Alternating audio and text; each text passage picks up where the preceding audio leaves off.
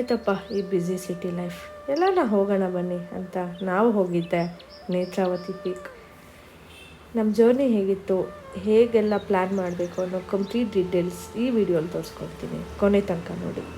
ಗೌರ್ಮೆಂಟ್ನ official website ಅರಣ್ಯ ವಿಹಾರ, ಇಲ್ಲಿ ಹೋಗಿ ನಿಮ್ಮ ಟ್ರೆಕ್ಕಿಂಗ್ ಡೀಟೇಲ್ ಸೆಲೆಕ್ಟ್ ಮಾಡಿ, ಡೇಟ್ ಸೆಲೆಕ್ಟ್ ಮಾಡಿ, ಸ್ಲಾಟ್ ಇದೆಯಾ ಅಂತ ಚೆಕ್ ಮಾಡಬೇಕು. ಇಲ್ಲಿ ಟಿಕೆಟ್ ಬುಕ್ ಮಾಡ್ಕೋಬೇಕು. ಇದನ್ನು ನೀವಲ್ಲಿ ಫಾರೆಸ್ಟ್ ಚೆಕ್ ಪಾಯಿಂಟಲ್ಲಿ ತೋರಿಸ್ಬೇಕಾಗುತ್ತೆ. ಈ ಟಿಕೆಟ್ಸ್ ಇಲ್ಲದೆ ನಿಮ್ಮನ್ನು ಟ್ರೆಕ್ಕಿಂಗ್ಗೆ ಅಲೋ ಮಾಡೋದಿಲ್ಲ. ನಾವು ಹೊರಟ್ವಿ ಬೆಂಗಳೂರು ಟು ಕಲ್ಸ. ನಾವು ಬುಕ್ ಮಾಡಿದ್ದು KSRTC ಸ್ಲೀಪರ್ ಬಸ್. ತುಂಬ ಪೀಸ್ಫುಲ್ಲಾಗಿ ನಿದ್ದೆ ಮಾಡ್ಕೊಂಡು ಹೋಗಬೇಕಿತ್ತು, ಯಾಕಂದರೆ ಬೆಳಗ್ಗೆನೇ ಟ್ರೆಕ್ಕಿಂಗ್ ಶುರು ಮಾಡಬೇಕಲ್ವ, ಅದಕ್ಕೆ.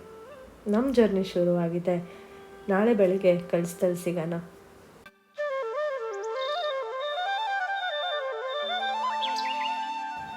ಕಳಸ ಅಲ್ಲಿ ಇಳ್ಕೊಂಡು ಅಲ್ಲಿಂದ ನಾವು ಲೋಕಲ್ ಬಸ್ ಹತ್ಕೊಂಡ್ವಿ ಸಂಸೆಗೆ ಹೋಗೋಕ್ಕೆ.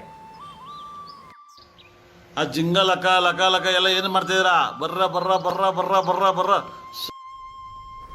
ನಾವು ಬುಕ್ ಮಾಡಿದಂತಹ ಸ್ಟೇ ಸಂಸೆಯಲ್ಲಿರೋದು. ನಾವು ರೂಮ್ಸ್ ತೊಗೊಂಡಿರಲಿಲ್ಲ, ಯಾಕಂದರೆ ಅದೇ ದಿನ ರಾತ್ರಿ ಹೊರಡೋದಿತ್ತು. ನಾನು ಯಾರಿಗೂ ಈ ಪ್ಯಾಕೇಜ್ ಸಜೆಸ್ಟ್ ಮಾಡೋದಿಲ್ಲ.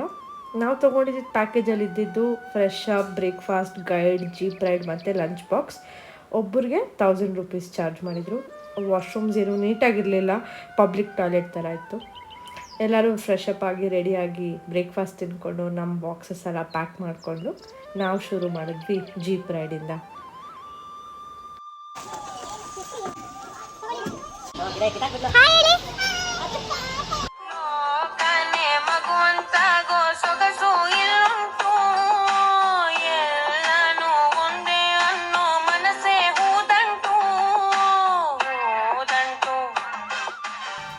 ಜೀಪ್ ನಮ್ಮನ್ನು ಒಂದು ಪಾಯಿಂಟ್ ಹತ್ರ ಬಿಡ್ತಾರೆ.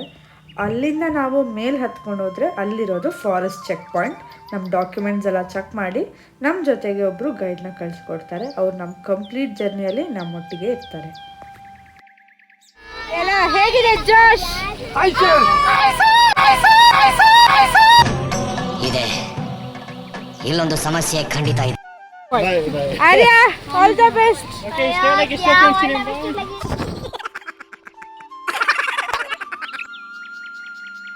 ನಾವು ಟ್ರೆಕ್ಕಿಂಗ್ ಸ್ಟಾರ್ಟ್ ಮಾಡಿದ ತಕ್ಷಣ ಮಳೆ ಶುರುವಾಗೋಯ್ತು. ಅದೇ ಅಲ್ವಾ ನೇಚರ್ಸ್ ಬ್ಯೂಟಿ. ನಾವೆಲ್ಲರೂ ರೈನ್ ಕೋಟ್ಸ್ ಕ್ಯಾರಿ ಮಾಡಿದ್ವಿ ಆ್ಯಂಡ್ ಸೇಫ್ಟಿ ಪ್ರಿಕಾಷನ್ಸ್ಗೆ ಡೆಟಾಲ್ ಕ್ಯಾರಿ ಮಾಡಿದ್ವಿ. ವಾಟರ್ ಬಾಟಲ್ಸ್, ಸ್ನ್ಯಾಕ್ಸ್ ಎಲ್ಲ ಸ್ಟೀಲ್ ಟಿಫನ್ ಬಾಕ್ಸಲ್ಲಿ ಕ್ಯಾರಿ ಮಾಡಿದ್ವಿ.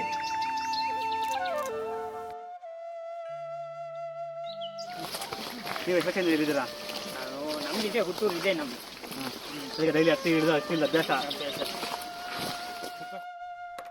ಅಲ್ಲಲ್ಲಲ್ಲಲ್ಲಲ್ಲ ಮೋಸ್ಟ್ ಅಡ್ವೆಂಚರಸ್ ಫೀಲಿಂಗ್ ಆಗಿದ್ದು ಈ ರಿವರ್ ಕ್ರಾಸಿಂಗ್.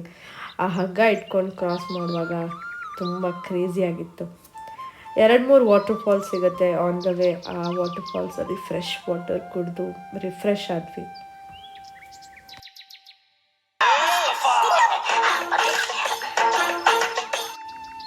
ಈ ಟ್ರೆಕ್ಕಿಂಗ್ ಯಾಕೆ ಬ್ಯೂಟಿಫುಲ್ ಆಗಿದೆ ಅಂದರೆ ಈ ರೂಟ್ ಎಲ್ಲ, ಈ ಟ್ರೆಕ್ ರೂಟಲ್ಲಿ ಗ್ರಾಸ್ ಲ್ಯಾಂಡ್ಸ್ ಇದೆ, ಫಾರೆಸ್ಟ್ ಏರಿಯಾಸ್ ಇದೆ, ವಾಟರ್ ಫಾಲ್ಸ್ ಸಿಗುತ್ತೆ ನಿಮಗೆ, ಆ್ಯಂಡ್ ಅಪ್ಸ್ ಆ್ಯಂಡ್ ಡೌನ್ಸ್ ಎರಡೂ ಇದೆ. ಇದೊಂದು ಈಸಿ ಟ್ರೆಕ್ ಅಂತ ಹೇಳಲ್ಲ, ಹಾಗಂತ ಇದು ಕಷ್ಟ ಕೂಡ ಇಲ್ಲ. ಬಿಗಿನರ್ಸ್ ಎಲ್ಲ ಖಂಡಿತ ಈ ಟ್ರೆಕ್ಕಿಂಗ್ನ ಕಂಪ್ಲೀಟ್ ಮಾಡ್ಬೋದು. ಇಷ್ಟೆಲ್ಲ ಹತ್ತು ಆ ಪೀಕ್ ಪಾಯಿಂಟ್ ರೀಚ್ ಆದಾಗ ಆಗಿದ್ದ ಫೀಲಿಂಗ್ ಹೆಂಗಿತ್ತು ಗೊತ್ತಾ?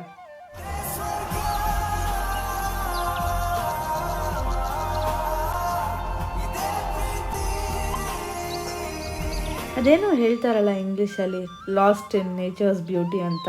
ಹಾಗಿತ್ತು ನಮ್ಮ ನೇತ್ರಾವತಿ ವ್ಯೂ ಪಾಯಿಂಟ್. ಅಲ್ಲಿ ಟೈಮ್ ಸ್ಪೆಂಡ್ ಮಾಡಿಕೊಂಡು ಲಂಚ್ ಟೈಮ್ ಬಂದಿದೆ ಗೊತ್ತಾಗಿಲ್ಲ. ಯಾವತ್ತೂ ಇಷ್ಟ ಆಗಿಲ್ದಿರೋ ಪುಳಿಯೋಗರೆ ಅವತ್ತು ಸ್ವರ್ಗ ಥರ ಅನ್ನಿಸ್ತು.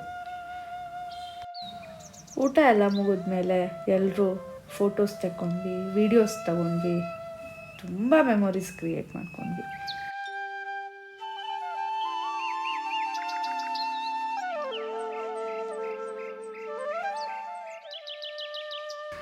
ಟೈಮ್ ಹೋಗಿದ್ದೇ ಗೊತ್ತಾಗಿಲ್ಲ. ಅಲ್ಲಿಂದ ಕೆಳಗಿಳಿಯೋ ಸಮಯ ಬಂದೇ ಬಿಡ್ತು. ಅಲ್ಲಿ ಕೂತಿದ್ದಾಗ ನನಗೆ ಅಣ್ಣವ್ರೊಂದು ಹಾಡು ನೆನಪಾಯಿತು. ಹರುಷ ಒಂದೇ ಯಾರಿಗುಂಟು ಹೇಳು ಜಗದಲ್ಲಿ, ಹೂವು ಮುಳ್ಳು ಎರಡು ಉಂಟು ಬಾಳಲತೆಯಲಿ, ದುರಾಸೆ ಏತಕ್ಕೆ ನಿರಾಸೆ ಏತಕ್ಕೆ ಅದೇನೆ ಬಂದರು ಅವನ ಕಾಣಿಕೆ.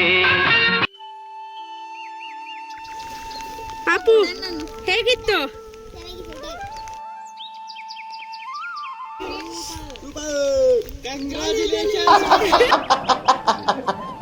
Congratulation brother, congratulation. ಪ್ಲೀಸ್ ಸರಕ ವಾಟೆವರ್. ನಮ್ಮ ವಿಡಿಯೋ ಇಷ್ಟ ಆಗಿದ್ರೆ ಒಂದು ಲೈಕ್ ಮಾಡಿ, ಕಮೆಂಟ್ ಮಾಡಿ, ಮರಿದೆ ಸಬ್ಸ್ಕ್ರೈಬ್ ಆಗಿ. ಮುಂದಿನ ಸಲ ಸಿಗೋಣ. ಅಲ್ಲಿವರೆಗೂ ಟೇಕ್ ಕೇರ್, ಬಾಯ್.